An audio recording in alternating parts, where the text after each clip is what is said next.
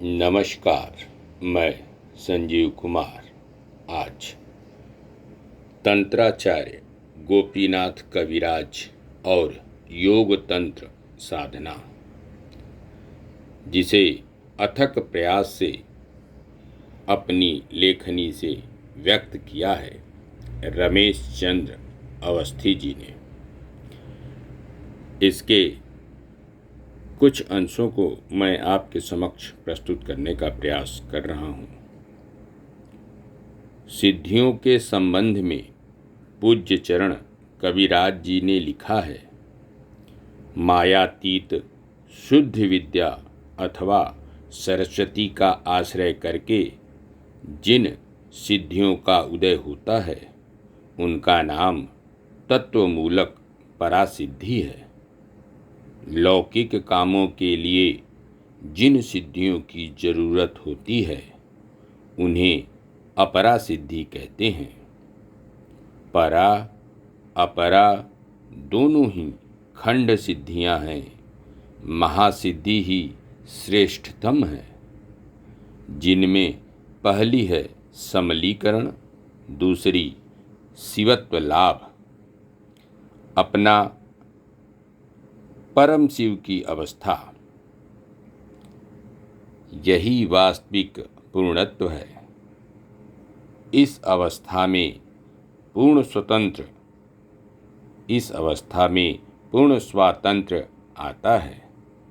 इच्छा मात्र से भुवन रचना या विश्व रचना की शक्ति आती है।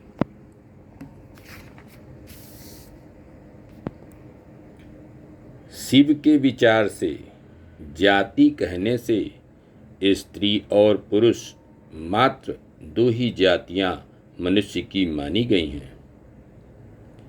सांख्य के मत से इस सृष्टि में जैसे प्रकृति ही श्रेष्ठ है, पुरुष निष्क्रिय है, उसी प्रकार शिवोक्त तंत्र में भी कहा गया है कि सृष्टि स्थिति लय की अधिष्ठात्री एवं चतुर्वर्ग फलदात्री या आद्य शक्ति भगवती स्वयं है।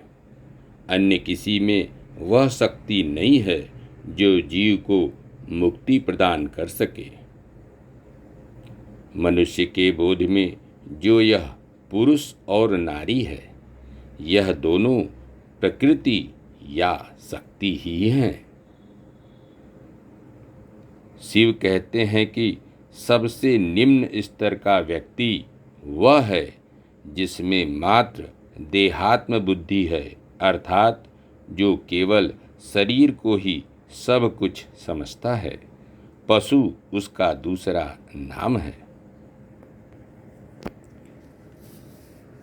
तंत्र मत से मानव पहले पशुधर्मी, बाद में वीर, फिर होता है देवता। शिव कहते हैं, तुमको किसी देवता की प्रथम उपासना नहीं करनी होगी। तुम्हारी क्रमोन्नति ही तुमको देवता में प्रतिष्ठित करेगी। यदि तुम प्रकृति के अनुगामी होकर चलोगे, परमात्मा तथा शिवत्व में प्रतिष्ठित होना ही मानव जन्म की सार्थकता है। मन के सभी विचारों, अच्छे हों या बुरे, का सतत बोध रखने से किसी समय साधक भावातीत स्थिति का अनुभव कर सकता है। मन के बंधनों को तोड़कर इसे स्वच्छंद गति में प्रवाहित करना है। वास्तव में मन साधक की समस्या नहीं है, अपितु साधक स्वयं मन की समस्या है, जो नित्य नूतन अनुभवों की प्रतीक्षा करता रहता है।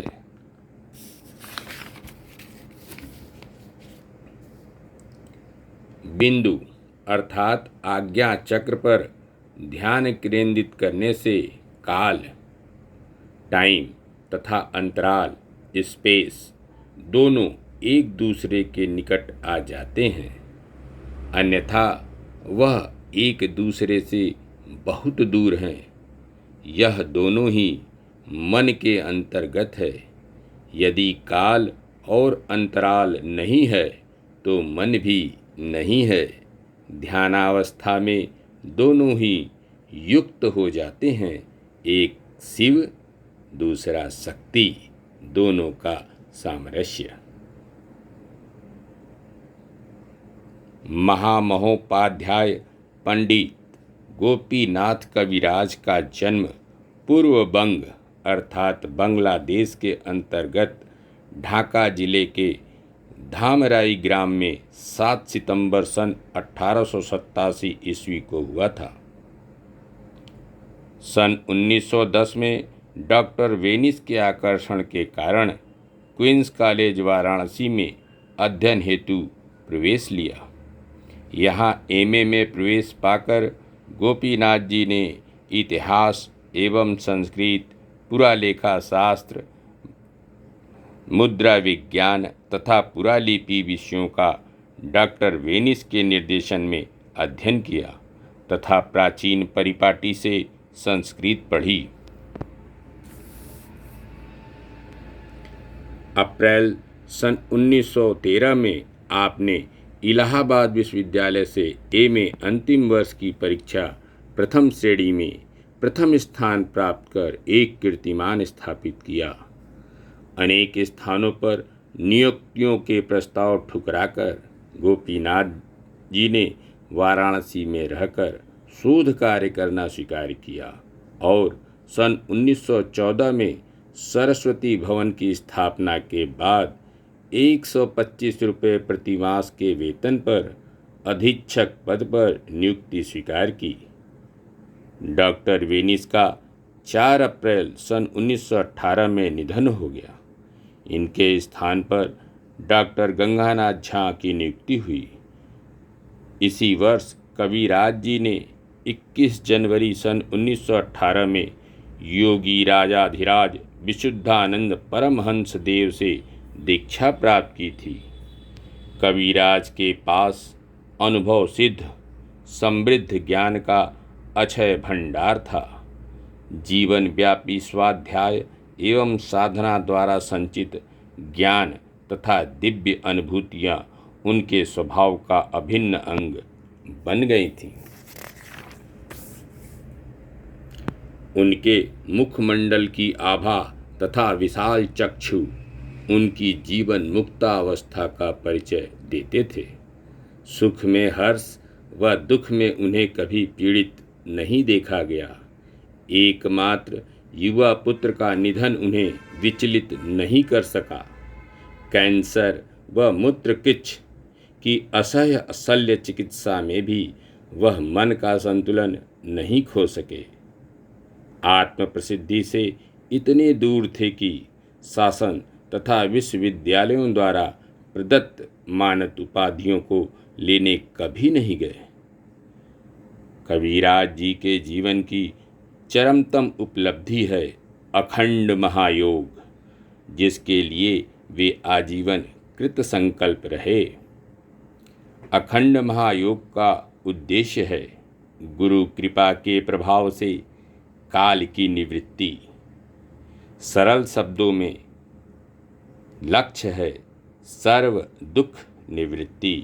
धन्यवाद। नमस्कार। शेष अगले अंक।